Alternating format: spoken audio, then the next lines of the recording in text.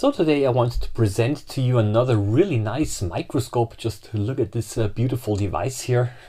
It's the AmScope B120C-R. It's a binocular compound microscope. AmScope markets it towards students, but honestly I think it's a really sweet microscope also for hobbyists like us too.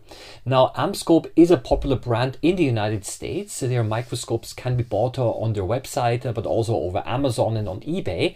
But the company now also wants to establish itself here in Europe, and for this reason they are now building a dealer network in Europe as well.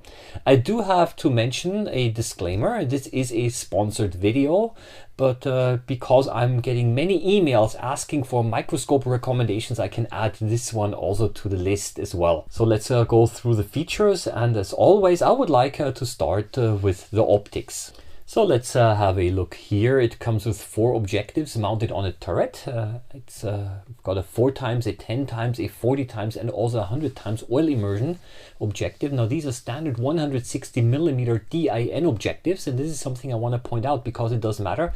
You can easily buy replacement objectives of, let's say, 20x or 60x of the same series and just screw them in. I find that a 20x objective is really nice for observing water microorganisms, and a 60x objective, I've got one over here, is great if you want more magnification without going all the way to oil immersion. Replacement and upgrade objectives are easy to find online. Now let's have a look at the eyepieces. You get 2 pairs, a pair of 10x and also a pair of 25x magnifying eyepieces. So with the 4 objectives and 2 eyepiece options, you're working with magnifications from 40x up to 2500x. Now some real talk here. 2500x is past the useful resolution limit of light microscopy. The image just gets bigger but not sharper.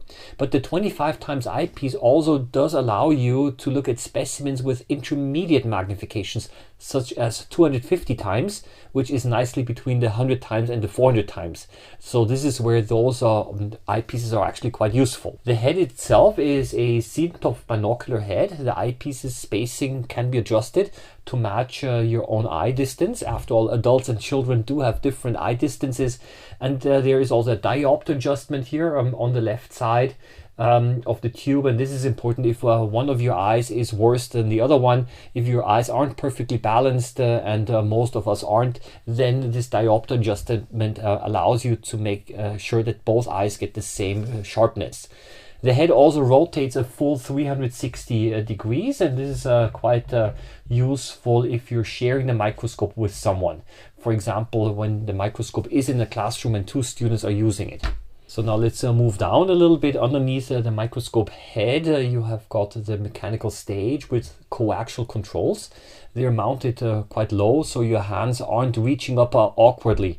These knobs, they let you move your slide in the X and into the Y direction, and like every microscope, there of course is also a coarse and a fine focus knob here. Nothing surprising, and all of them do their job as they're designed to do. Now let's look at the illumination system. The light is LED. The color temperature is daylight balanced, and the AmScope microscope here uses what they call a fly eye lens to even out the illumination across the field of view.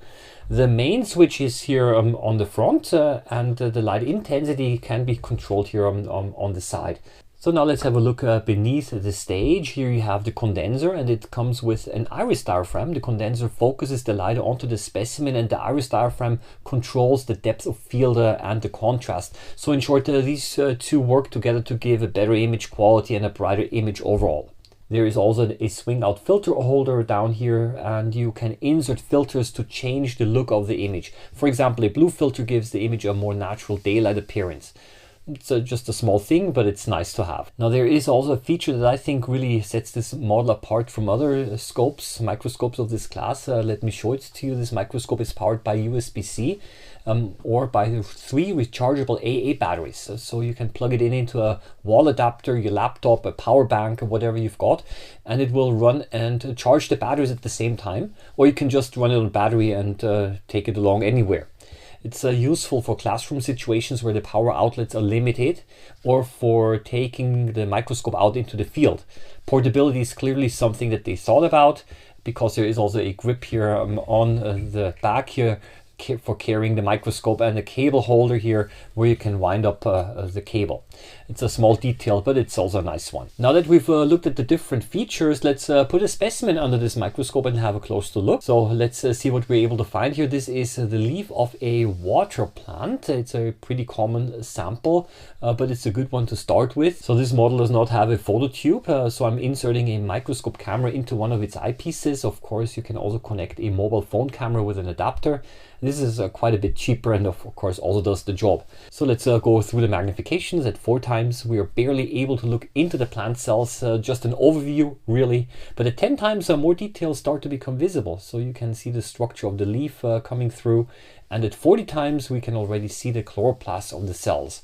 Now these are the little green dots in there, and they're responsible for photosynthesis. I always enjoy looking at chloroplasts. And this here is one of my favorite specimens. It's a flea, first in low power so that we can see the whole animal, and now at higher magnifications we'll look at the little details of the legs and the body. Just a fascinating little creature. So overall, if you want a solid binocular microscope with a little bit of portability, I think this is a really good option here. If you're interested in this microscope and want to find out more about it, I also included a link in the description below the video. And from my side, that's all I would like to share with you today. I wish you again happy microbe hunting as always, and see you in the next video. Bye bye.